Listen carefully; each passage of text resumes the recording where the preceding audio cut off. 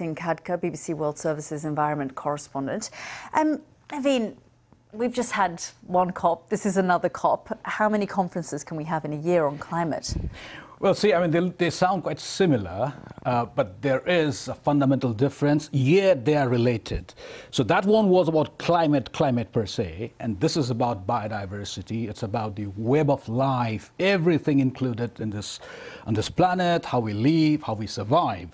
But the thing is, what's happening here is climate change is changing all that. And these different elements of biodiversity, ecosystems, are supposed to help us to fight those changes, to fight off, and also to safeguard ourselves, for example, from floods or from storms, landslides or whatever. But the thing is, climate change is changing all those biodiversity. And biodiversity, when they change, for example, when land changes, they emit more, greenhouse gases, and there is this climate change again. So there is this, what is called as doom loop. And that's why they are talking about it. And so you see one after another, these conferences happening. Are they being effective, though? Or is it a whole heap of people talking? And are they actually achieving anything?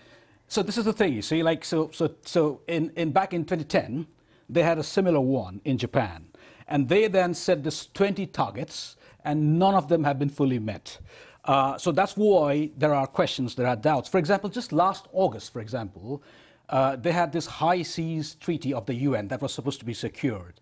30% of our oceans to be safeguarded, protected for biodiversity, which failed. So you see, that's why. And this one now is talking about 30% of land, 30% of ocean to be protected. So given the past records, there are questions, will it happen? But then there are warnings, if you don't do it, it's a double trouble. Climate and biodiversity. And who's creating these sort of barriers? I mean, I was reading a lot about the fact that the role of China in this is crucial, but they also think that there might be roadblocks by China.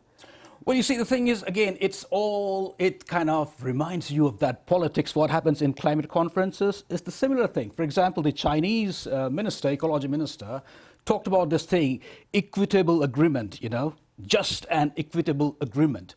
Why are they saying this? Because there is an apprehension that there will be talks about emissions. And as you know, emission is a massive issue in climate thing.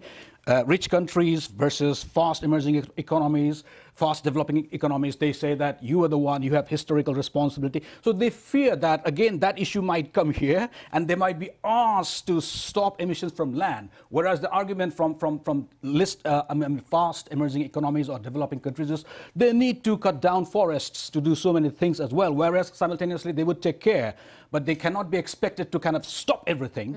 So that kind of things are at play. And then again, there are issues of subsidies on pesticides, subsidies on other things. Can they stop it? Can they not?